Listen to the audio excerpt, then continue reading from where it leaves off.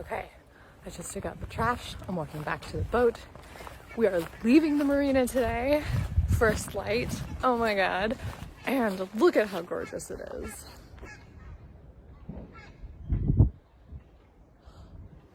I'm so glad we waited out that storm. Off we go. Womp, womp, womp. We went nowhere that day. Welcome to Sailing for Sustainability, where we try really hard to sail our Centurion 47 and talk about living in harmony with the ocean and featuring amazing ecosystems. But before I got to do any of that, we were stuck in a marina for 56 days. This is it. On the bright side, while you're doing lots and lots of paperwork, you can go up the mast 2 to 3 times to change lights, stick up an antenna, and you can reseal leaky portholes, and of course, move in and get comfortable on the boat because, you know, it's your new home. So anyway, this was my first time up the mast, I think. I had to put the antenna back on. This is the scariest thing I've ever done in my life.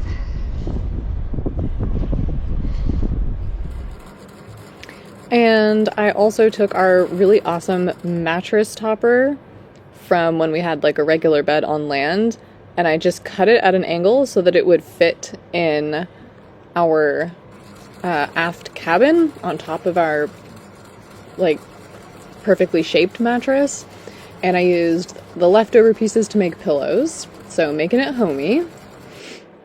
We also figured out our internet so that I could actually have work meetings and laugh at my colleagues. We also tried to enjoy our beautiful surroundings. There are a lot of wetlands here, along with 4 national parks only in Friesland, which is like the province. And watch out, because once you are over 30, becoming a birder just starts to sneak up on you. I really enjoyed this website to try to keep track of all of the amazing critters that I was seeing. Another thing that I thought was really cool about Friesland is that there are 2 official night sky parks here. And when I could brave the cold at night, I would pop out and have a look at so many stars. Light pollution is something we forget about a lot. Anyway, during the rest of the 56 days, we tried to explore this absolutely cute town and occasionally chase down the delivery guy.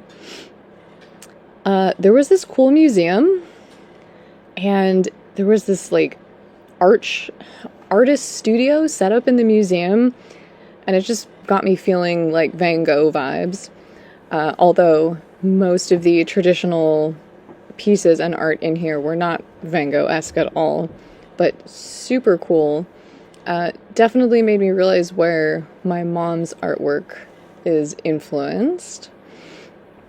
And yeah, we really enjoyed this museum and seeing things that are made to last a long time.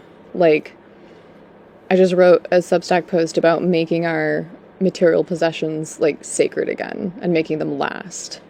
Of course, there was a shoe shop, which was great, and I finally found a pair of shoes to match my winter coat. There's also a really long history here on this lake of fishing fleets, and the boats here are really cool. You can see these paddles on the old ones, and even like the new ones today of traditional fishing boats, they have these, they look like paddles, but they're actually keels that you can just drop down into the water. So they have a really shallow draft, which means they're less vulnerable to shifting sandbars, and they can go into much shallower waters. And they catch really tasty fish. We had a special in one of the cute restaurants in town from one of these fishing boats, and it was all sustainable. I think it's important to remember that when it comes to fishing, it's not the fisherman next door that's causing fishery collapse. It's the huge conglomerates. So always support your local fishers. And how cool are these boats? I mean, look at that. This design has stood the test of time for these waters, and it's just really, really fascinating to me to have those little side keels.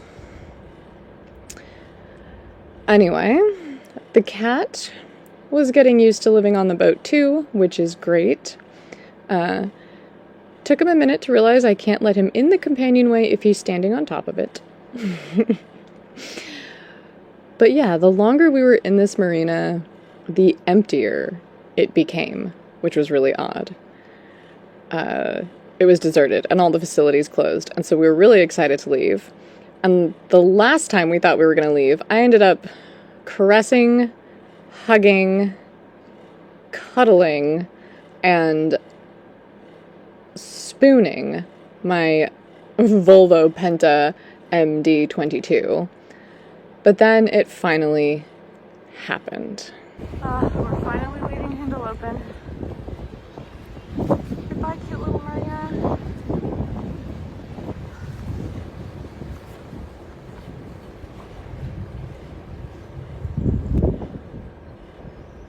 The adventure finally begins.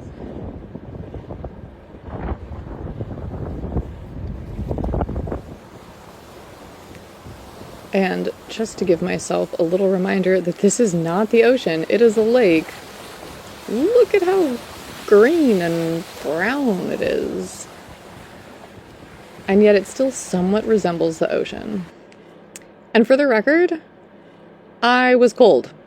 But coming in to our first port of the voyage, even though it was not that far away, was really amazing. And nothing beats, I don't know, so far nothing beats it. Granted, it's day one, but finally making it is wonderful. We made it to our first stop. Not far, just, I think it maybe took us a couple hours to get here to our new marina, and I'm just so happy about it because even though it's only a couple hours away, it's still our first stop. No paperwork holding us back. Oh my god. It's just a relief to get going.